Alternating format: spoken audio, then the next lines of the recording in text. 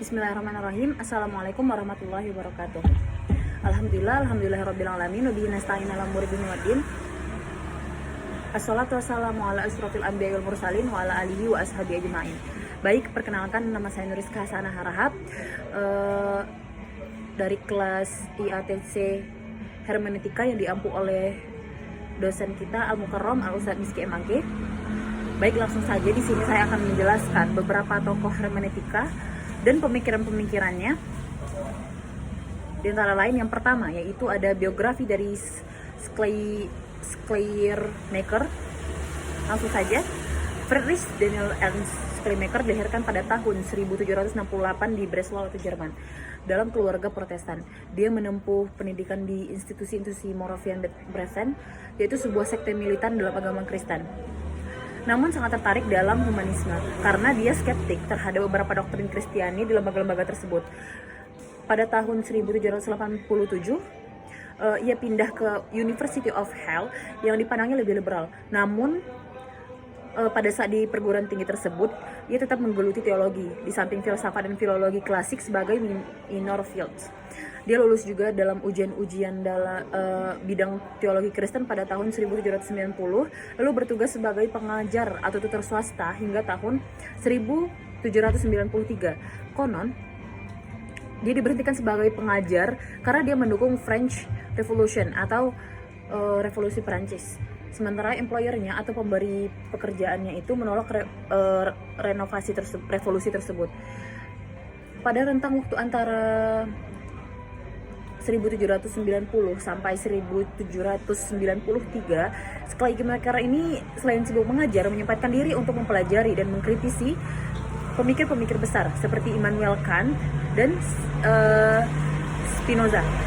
Sebagai hasilnya adalah karya-karya seperti On What Gives Values to Life dan On Freedom, yang di dalamnya ia mengkritik beberapa pemikiran Kant seperti doktrin postulates of an afterlife of the soul and God, yang maksudnya itu postulat-postulat kehidupan akhirat antara jiwa dan Tuhan, dan mengembangkan teori-teori anti Kant dengan causal determination of human action, yaitu takdir kausal tindakan manusia yang digabungkan dengan rasa tanggung jawab moral atau moral responsibility. Selanjutnya, Schleiermacher ini juga menulis karya-karya yang membela dan memodifikasi pemikiran-pemikiran Spinoza seperti Spinozism dan Brief Presentation of Spinozist System. Selama kurun waktu antara 1794 dan 1796, Schleiermacher ini beraktivitas sebagai pastor di Landsberg, dan pada tahun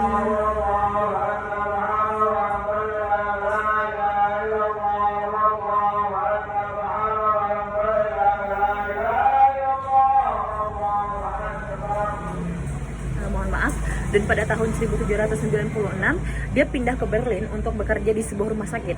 Di kota inilah ia bertemu dengan beberapa pemikiran yang beraliran romantisis seperti Friedrich dan August Wilhelm Schlegel. Bersama mereka, ia terlibat dalam gerakan romantisis atau romantic movement dan menerbitkan jurnal Athenaeum. Meski hanya terbit sebentar, yakni kurun waktu 1798 sampai 1800, pada tahun 1799 ia menerbitkan karya yang sangat penting dan radikal dalam bidang filsafat agama, On Religion, Speeches to its Culture Dispersers, yaitu aliran romantisis atau aliran objektivis. Inilah yang kemudian mempengaruhi pemikiran-pemikiran objektivis. Inilah yang kemudian mempengaruhi pemikiran hermeneutikanya.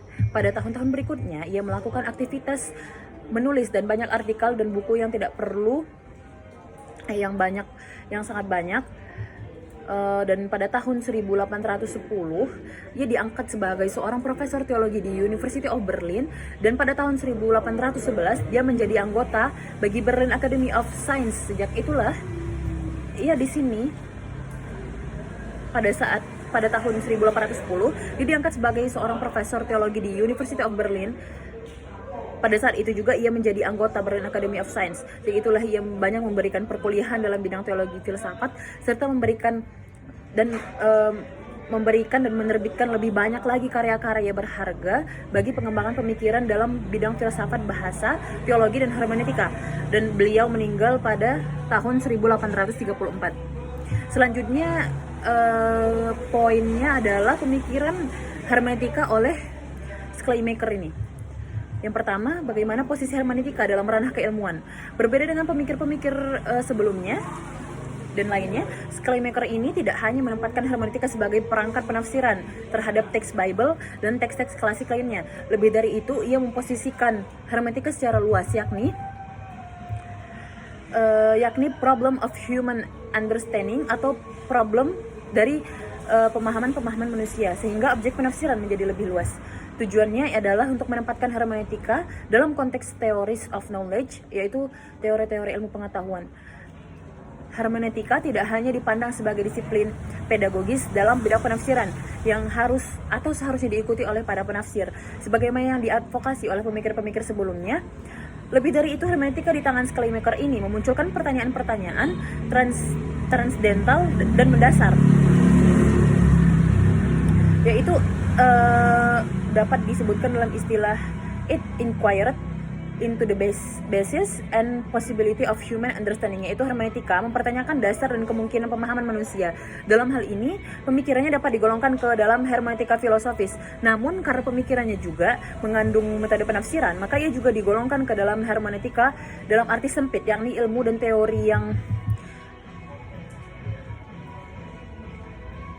teori yang berkenaan dengan metode pemahaman dan penafsiran. Dalam pengantar bukunya Hermeneutic and Criticism, sebagai contoh, kata ikhlas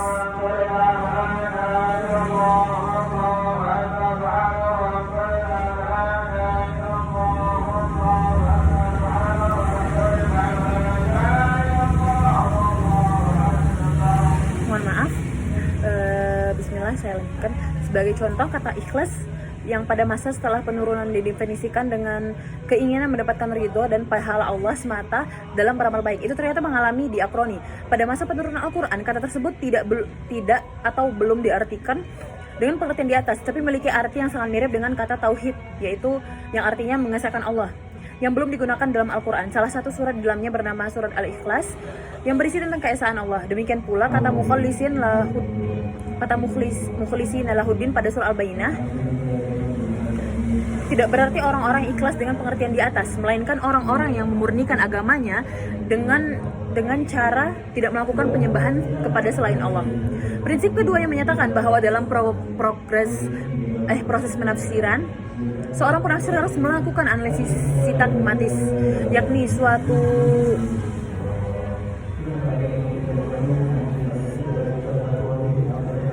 mungkin sekian tentang Schleiermacher tadi. Selanjutnya saya akan lanjutkan di video selanjutnya. Terima kasih. Assalamualaikum.